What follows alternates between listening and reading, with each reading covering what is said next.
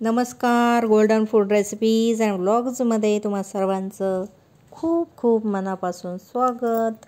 आज आपण बनवतो आहे कस्टर्ड पावडर पुडिंग. दुधापासून छान छान असं डेझर्ट, झटपट होणारं हे डेझर्ट आहे. स्वयंपाक करता करता हे डेझर्ट तुम्ही बनवू शकता आणि जेवण झाल्यानंतर छान स्वीट डिशचा आस्वाद तुम्ही घेऊ शकता. तर असं हे छानसं पुडिंग आपण 2 पद्धतीने करूयात. एकदम साधी सोपी रेसिपी आहे. एका कढईमध्ये 2.5 कप दूध घेतलं, त्याच्यामध्ये चवीनुसार साखर घालायची, एक छोटी वाटी कस्टर्ड पावडर म्हणजे सीताफळाची पावडर घातली.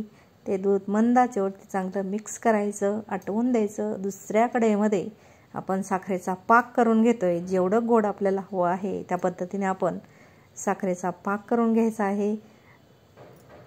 एक तारे पाक करायची गरज नाही, साधाच पाक आपल्याला त्याचा करायचा आहे. मस्त पाक आपला तयार झालेला आहे इकडे मंद आचेवरती.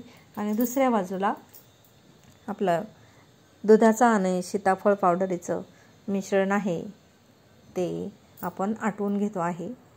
दूध अगोदरच तापलेलं असेल तर या रेसिपीला जास्त वेळ लागत नाही. तर तुम्ही बघू शकताय मस्त असं आपला साखरेचा पाक तयार झालेला आहे. आता इथे आपण साखरेमध्ये पाणी घातलं होतं. तुम्ही पाणी न घालता देखील कॅरमल करून ही साखर वितळू शकता. ती देखील टेस्ट एक वेगळीच लागते छान. तर आपण थोडंसं पाणी घालून साखरेचा पाक छान असा करून घेतो आहे. मस्त साखरेचा पाक तयार होतो आहे तोपर्यंत बाजूला आपलं कस्टर्ड पावडरचं दूध देखील छान मिश्रण हे मस्त असं घट्ट झालेलं आहे. याला नेहमी हलवत राहायचं नाही तर खाली कढईला लागू शकतं. तर बघा मस्त असं घट्ट झालेलं आहे, जसं की रबडी किंवा आईस्क्रीमसारखं. तर चला छान छान असे बाउल घेऊयात मस्त. आणि त्याच्यामध्ये पहिल्या पद्धतीचं आपलं पुडिंग आहे. तर आपण पहिल्यांदा साखरेचा पाक टाकलेला आहे आणि त्याच्यावरती जे हे दुधाचं कस्टर्ड पावडरचं मिश्रण आहे ते टाकलं. आणि दुसऱ्या पद्धतीमध्ये आपण पहिल्यांदा कस्टर्ड पावडरचं मिश्रण टाकलं, जे दुधामध्ये मिक्स करून आपलं मिश्रण बनवलं होतं ते, आणि वरून नंतर साखरेचा पाक टाकलेला आहे. तर दोन्ही प्रोसेसने केलेली टेस्ट छानच लागते. जास्त काही फरक नाही, पण दिसायला एक युनिक दिसतात.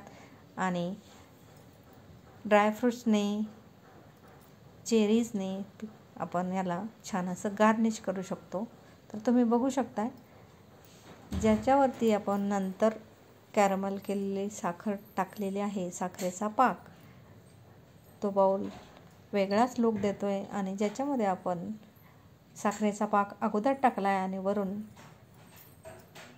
कस्टर्ड पावडरचं मिश्रण टाकलं आहे, ती आपण बाउल नंतर बघूयात सेट झाल्यानंतर. आता कमीत कमी 1 तासभर हे बाउल आपण फ्रीजमध्ये ठेवले. तासभरामध्ये मस्त घट्ट होतात. तर चला मस्त थंड थंड असं आपलं पुडिंग तयार झालेलं आहे. झटपट होणारी ही गोड रेसिपी आहे. तर पहिल्या पद्धतीने आपण जे पुडिंग बनवलं होतं, ज्याच्यामध्ये आपण बाउलच्या तळाला साखरेचा पाक टाकला होता आणि वरून आपण दुधाचं मिश्रण टाकलं होतं, तर ते पुडिंग कसं झालेलं आहे आपण बघूयात. तर सुरीच्या साहाय्याने आपण बाजूच्या कडा थोड्याशा काढून घेतो आहे. तसंही ते पटकन निघू शकतं, पण थोड्याशा कडा काढून घेतल्या की शेप छान असा गोल मस्त तयार होईल. तर तुम्ही बघू शकताय मस्त असं हे मिश्रण घट्ट झालेलं आहे आणि फ्रीजमध्ये खूप छान असं थंड देखील झालेलं आहे. एक ताटली घेतली आणि जसा केक आपण पलटी करतो तसं याला पलटी करून घेतलेला आहे. आणि आत्ता तुम्ही बघू शकताय याचा लुक कसा दिसतोय. तो मस्त असा ब्राऊन येल्लो आणि एकदम ज्यूसी. तर हे आपलं कस्टर्ड पुडिंग तयार झालेलं आहे पहिल्या पद्धतीचं. दिसायला सिंपल लुक आहे. तुम्ही याला गार्निश करू शकता ड्रायफ्रूट्स, चेरीजने. खूप झटपट होणारं हे कस्टर्ड पुडिंग आहे. मस्त हे छान अशी आईस्क्रीमसारखे घट्ट झालेलं आहे. तर दुसऱ्या पद्धतीने जे आपण बनवलं होतं तर ते आपण बघूयात की कसं झालेलं आहे. याचा लुक पहिल्यांदाच पाहिल्यानंतर खूप छान दिसतो. आणि खाली तुम्ही बघू शकताय पूर्ण जे पण कॅरमल केलेली साखर होती, म्हणजे जो साखरेचा पाक होता तर तो पूर्ण बाउलमध्ये मस्त असा मिक्स झालेला आहे आणि वरून देखील लोक एक वेगळाच युनिक दिसतोय. आपण त्याला पुदिना, चेरीज, ड्रायफ्रूटने छान असं सजवलेलं आहे. त्याचा देखील एक क्रंची असा मस्त फ्लेवर येतो. तर तुम्ही बघू शकताय बाउलमध्ये खाली एकदम आपला जो कॅरमल केलेला साखरेचा पाक आहे तो पूर्ण आपलं कस्टर्ड एकदम येल्लो ब्राऊन असं छान तयार झालेला आहे. खूप झटपट होणारी ही गोड रेसिपी आहे. डेझर्ट म्हणू शकता, झटपट होणारं.